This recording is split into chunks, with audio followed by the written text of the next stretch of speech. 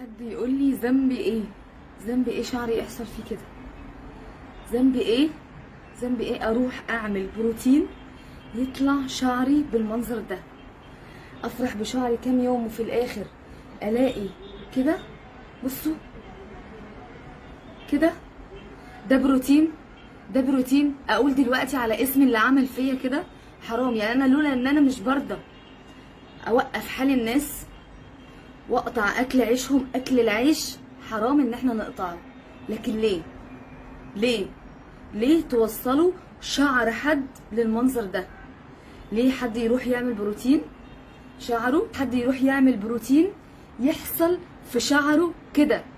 الشعرايه بتتقطم من الجدر. ده بروتين؟ اي ماده كيماويه اتحطت على الشعر عملت فيه كده. اي ماده كيماويه على الشعر.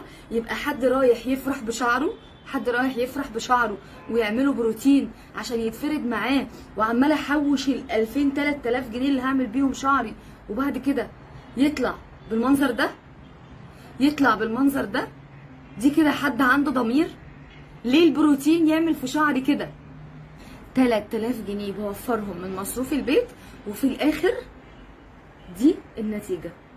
في الاخر دي نتيجة البروتين على شعري. شعري اصلا ناعم، انا قلت اعمل شعري علشان يبقى مفرود لفترة عشان ما احرقهوش بالسشوار والمكوى. يبقى دي النتيجة؟ شعري يطلع من جدره، دي النتيجة؟ اعالج شعري ازاي؟ قولوا لي اعمل ايه؟ تعملي ايه؟ تعملي ايه؟ يعني ايه تعملي ايه يا جماعة؟ الحاجات دي ما فيهاش هزار. الحاجات دي ما فيهاش هزار. البروتين ما فيهوش هزار. فرد الشعر بمواد كيماوية عالية ما فيهوش هزار. لو شعرك ما يتحملش البروتين وخفيف وضعيف، اوعي في يوم من الايام، اوعي لو شعرك خفيف وناعم وضعيف وما يستحملش تروحي تعمليه بروتين او اي نوع من انواع الفرد، علشان هتبقى دي النتيجه. اول حاجه هتقرعي، تاني حاجه هتقرعي، تالت حاجه هتقرعي. البروتين فقط فقط فقط للشعر التقيل جدا جدا جدا. مفيش حاجه اسمها ترميم بالحراره، مفيش حاجه اسمها ترميم بالحراره.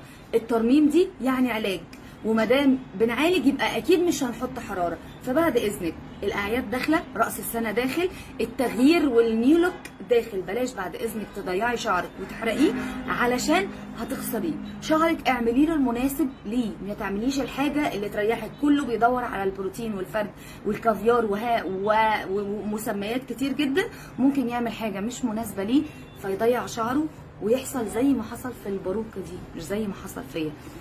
وانتوا اكيد تعرفوا ناس كتير حصل لهم نفس اللي حصل في الباروكه دي. اوعي تحطي نفسك في الموقف ده. شعرك عالجيه بحاجات طبيعيه اكتر.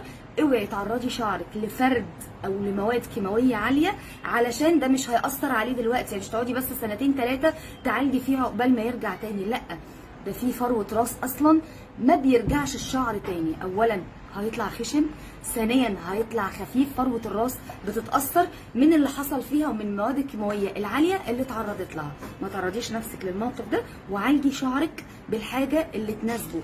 اما 90% من مواد الفرد مش بتناسب 90% من الاشخاص. اللي بتناسبهم بس الناس اللي شعرهم تقيل جدا وافريقي ومجعد جدا ويستحملوا. وفي ناس برضو من الناس دي ما بيناسبهاش البروتين. فارجوكي ما تعرضيش نفسك للموقف ده.